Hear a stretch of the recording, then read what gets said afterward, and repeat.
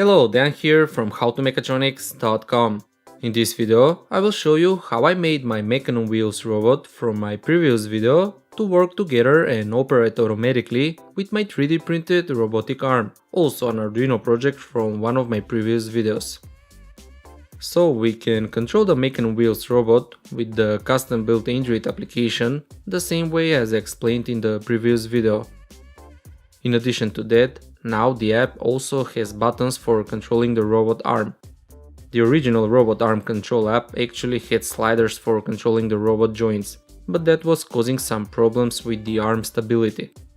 In this way the arm works much better, so therefore I will provide this updated version of the robot arm control app and the Arduino code to the original robot arm project as well.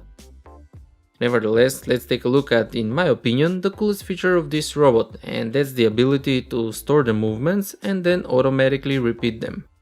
Using the save button, we can simply store the positions of the motors for each step. Then we just need to click the run button and the robot will automatically repeat the stored movements over and over again.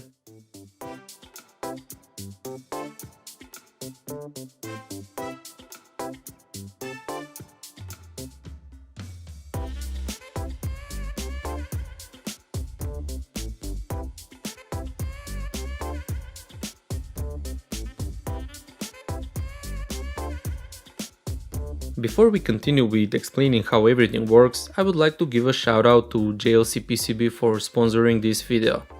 JLC PCB is a manufacturer of high quality PCBs, which are used in many industries, for prototyping as well as DIY projects.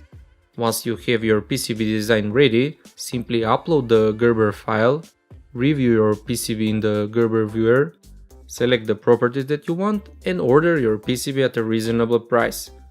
If it's your first order from JLC PCB, you can get up to 5 PCBs for only $2. Okay, so here I have the Mechanon Wheels platform already assembled, and you can find all details about it in my previous video. Also, here I have the 3D printed parts of the robot arm and the servo motors, and now I will show you how to assemble them. You can find and download the 3D model of this project, as well as the STL files which are used for 3D printing on the website article. The link to it is in the description of the video. The first servo of the robot arm will be directly mounted on the top cover of the Mechanon Wheels platform. So I marked the location and using a 10mm drill I made several holes. Then using a rasp I cut through the holes and then fine-tuned the opening for the servo. I secured the servo to the top plate using 4 M3 bolts and nuts. Then on the output shaft of this servo, using the round horn that comes as accessory with the servo, we need to attach the next part or the waist of the robot arm.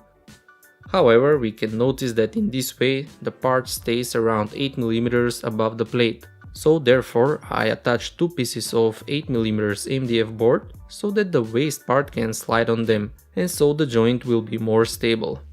The round horn is secured to the waist part using the self-tapping screws that come as accessories with the servo, and then the round horn is secured to the servo shaft using the appropriate bolts that also come with the servo.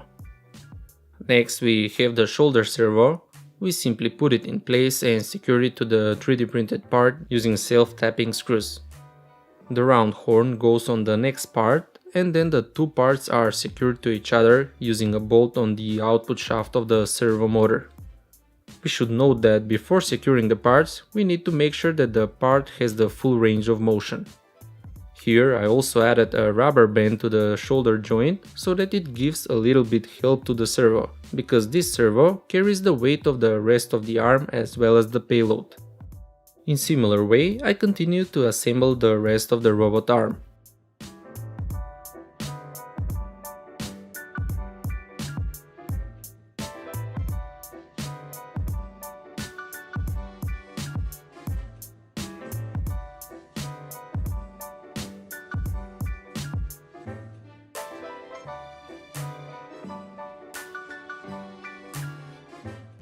Next we need to assemble the gripper mechanism.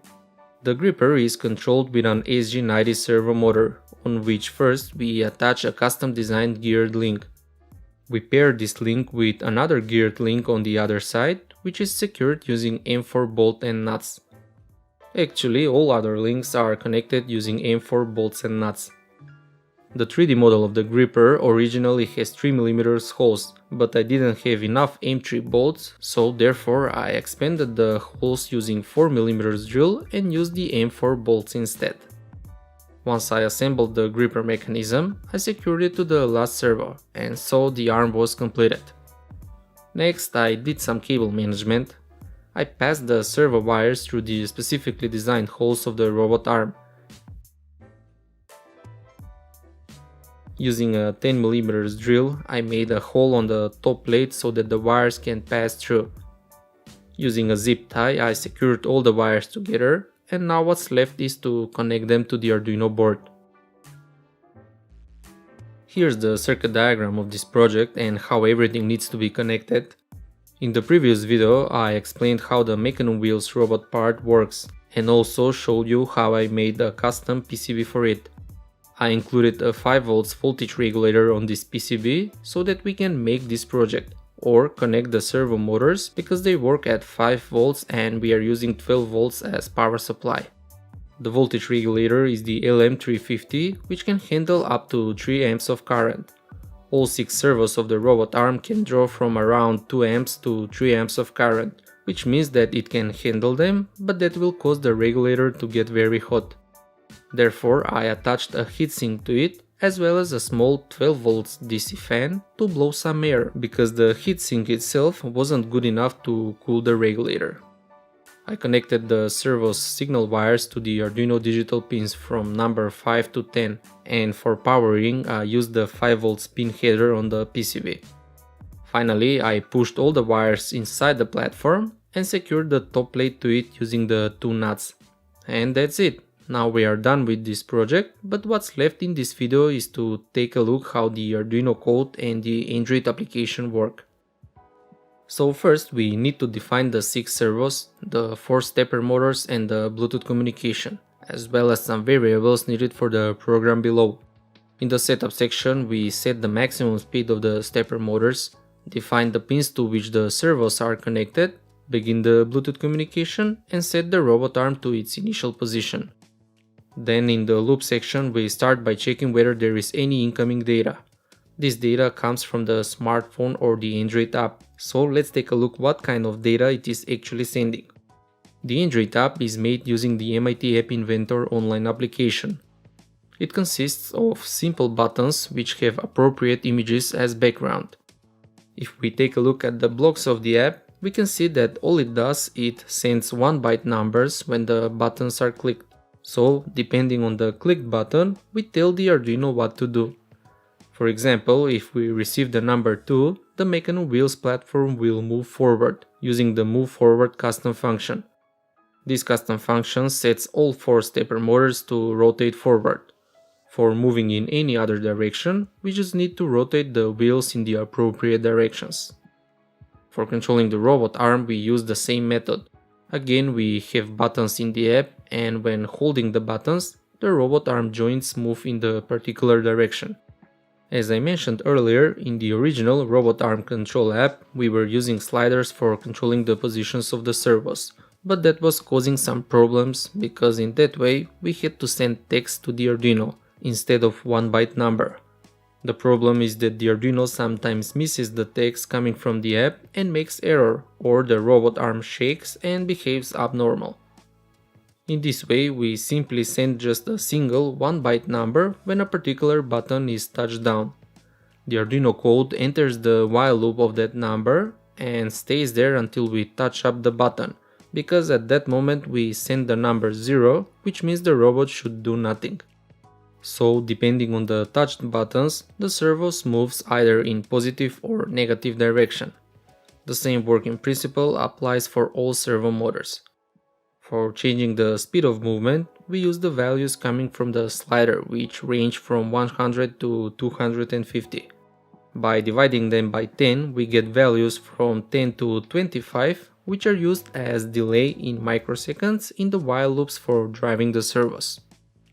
For storing the robot movements, we simply save the current positions of the servos and the steppers into arrays each time the save button is clicked. Then when we press the run button, we call the run steps custom function. This custom function runs through all stored steps using some for and while loops. We should note that it starts from the first position and goes to the last position, and repeats over and over again. Therefore, when saving the steps, we actually need to position the robot in a way that the first step has the same position as the last step. While running through the steps, we can also change the speed of both the platform and the robot arm, as well as pause and reset all the steps. So that's pretty much everything for this tutorial.